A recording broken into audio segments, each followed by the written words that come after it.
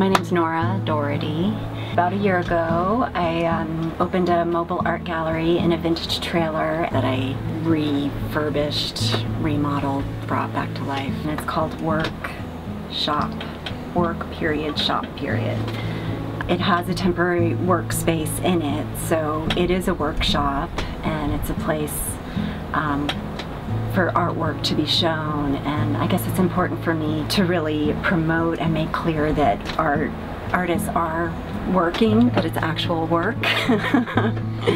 And then, of course, the other obvious thing is a necessity for us is for people to shop, and it is a shop.